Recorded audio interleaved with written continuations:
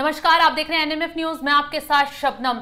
इस वक्त की बड़ी खबर उत्तर प्रदेश से आ रही है। सीएम योगी ने उपचुनाव को लेकर मोर्चा संभाल लिया है। संगठन स्तर से लेकर उन्होंने प्रशासनिक स्तर तक खुद सारी जिम्मेदारी संभाल ली है और एक एक जहां पर उपचुनाव होने हैं एक एक जिले का दौरा कर रहे हैं और तमाम योजनाओं का ऐलान भी योगी आदित्यनाथ कर रहे हैं। हाल फिलहाल में योगी आदित्यनाथ अयोध्या पहुंचे, वहां पर युवाओं के से कुछ उन्होंने ऐलान किए हैं। इसके साथ ही अब योगी आदित्यनाथ गाजियाबाद भी पहुंचे, जहां पर नियुक्ति पत्र भी बांटे, लैपटॉप भी बांटे गए। तमाम उन जिलों में योगी आदित्यनाथ ने पकड़ मजबूत कर ली है, फील्डिंग सेट कर दी है, जहां पर उपचुनाव होने हैं और सपा की मोर्चेबंदी लगातार बनी हुई है।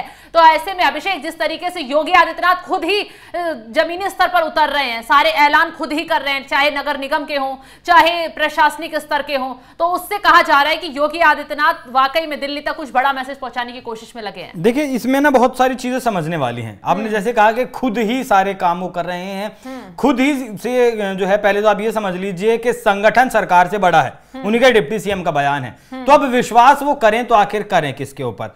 दूसरी बात, मीरापुर से ले लीजिए आप, मुजफ्फरनगर की जो मीरापुर सीट है और अयोध्या की मिल्कीपुर सीट तक जितने भी 10 सीटों पर उपचुनाव होना है, सभी की कमान योगी आदित्यनाथ ने संभाल लिया। गाजियाबाद, मीरापुर और कई जगह पर वो अपनी रैलियां, रोड शो कर चुके हैं, नियुक्ति पत्र बांट चुके हैं, टैबलेट्स बांट चुके हैं छात्रों को। और आपको याद होगा कि 30 मंत्रियों की एक टीम बनाई थी उन्होंने, जिसमें से हर एक को 2-2, 3-3 को बांटा था, हर एक विधानसभा सीट के हिसाब से। लेकिन अब इसमें भी बदलाव करते हुए वो जो मंत्री हैं वो तो हैं ही, अब बीजेपी के बड़े 2-2 नेता हर एक सीट पर योगी आदित्यनाथ है, मुख्यमंत्री योगी आदित्यनाथ ने भेज दिया। खुद कह चुके हैं कि उपचुनाव में जो है अग्नि परीक्षा है। योगी आदित्यनाथ मान रहे हैं कि मुकाबला जो है टफ है और ये मुकाबला बीजेपी को किसी तरह जीतना है, क्योंकि जो लोकसभा चुनाव की हार के जो जख्म थे कहीं ना कहीं भरने भी हैं और सपा को झटका भी देना है। देखिए, हार के जो जख्म है वो भरने हैं, इसीलिए योगी आदित्यनाथ ने खुद कमान संभाली है। और मिल्कीपुर, अयोध्या की, फैजाबाद की जो मिल्कीपुर सीट है वो, और कुंदर की जो सीट, माफ कीजिएगा, कटहरी जो सीट है, इन दोनों की जिम्मेदारी अपने कंधों पर ली है। और प्रयागराज की जो एक सीट है उसकी जिम्मेदारी केशव प्रसाद मौर्य को दी है। मतलब जिम्मेदारियां भी बांट दी हैं कि आप अपनी जिम्मेदारियों में कितने प्रतिशत सफल होते हैं और कितने प्रतिशत असफल रहते हैं। पहली बार ऐसा हुआ है किसी सीट की,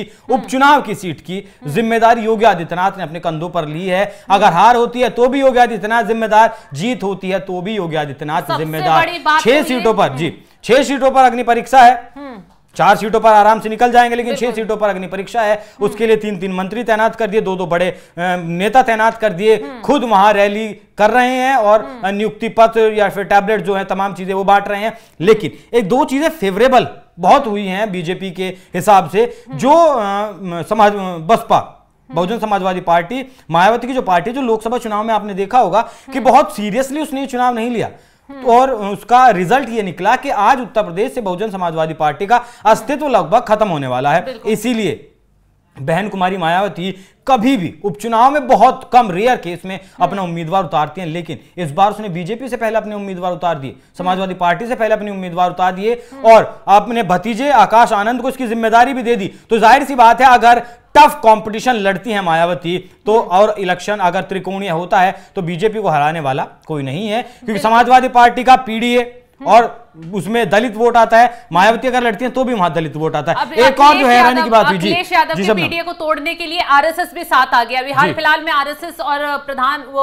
सीएम योगी की एक बड़ी बैठक हुई थी, जिसमें संगठन के लोग भी मौजूद रहे थे और चर्चा की गई थी कि हाल इन 10 सीटों को आखिर कैसे जीता जाए, क्योंकि आरएसएस, अभी तक आरएसएस ने, उस सूत्रों के हवाले से खबर है कि बैठक में यही कहा कि बीजेपी 3 सीटें तो आसानी से जीत सकती है, जिसमें गाजियाबाद, अलीगढ़ और मीरापुर की सीट अभी बताई जा रही है। बाकी सीटों पर मुकाबला काफी टफ हो सकता है। मीरापुर पे तो उनके सहयोगी लड़ेंगे, लेकिन मैं कह रहा था कि बहुजन समाज मायावती के साथ साथ अब चंद्रशेखर आजाद भी मैदान में आ गए हैं। उन्होंने भी 4 उपचुनाव की सीटों पर अपने उम्मीदवार घोषित कर दिए हैं। तो जाहिर सी बात है, ज्यादा कुछ नहीं कर पाएंगे, लेकिन वोट कटवा तो कहलाएंगे। किसका वोट काटेंगे? बीजेपी का वोट नहीं काटेंगे, वो काटेंगे अखिलेश यादव का वोट। वो मायावती किसका वोट काटेंगे? जो लोकसभा चुनाव में समाजवादी पार्टी की तरफ गया वो वोट। तो दोनों पार्टियां, ये चंद्रशेखर आजाद और मायावती अगर मजबूती के साथ चुनाव लड़ती हैं तो मुझे उम्मीद है कि 10 सीटों में से 80% योगी आदित्यनाथ का स्ट्राइक रेट, जीत का स्ट्राइक रेट मतलब 10 में से 8 सीटें बीजेपी इस बार जीत सकती है। जिस तरीके से योगी आदित्यनाथ काम कर रहे हैं, जिम्मेदारी संभाल रहे हैं और समीकरण बन रहे हैं। तो जिस तरीके से योगी आदित्यनाथ ने उपचुनाव को लेकर 10 सीटों पर फील्डिंग सेट कर दी है, लगातार संगठन से लेकर प्रशासनिक स्तर तक नेताओं के साथ भी बैठक कर रहे हैं, प्रशासन स्तर पर भी खुद फैसले ले रहे हैं, उससे उसका रिजल्ट पॉजिटिव मिल सकता है। आरएसएस ने भी उम्मीद जताती है कि बीजेपी अब उनके साथ मिलकर काम करेगी और आरएसएस भी पूरा साथ सहयोग बीजेपी को देगी। तो ऐसे में बीजेपी को उपचुनाव में फायदा मिल सकता है और पीडीए जो अखिलेश यादव का पीडीए उसको कहीं ना कहीं काट मिल सकती है। फिलहाल जिस तरीके से योगी आदित्यनाथ यूपी में डटे हुए हैं और एक्शन ले रहे हैं, उस पर आपका क्या है कहना? कमेंट कर अपनी राय हमें जरूर बताएं। नमस्कार।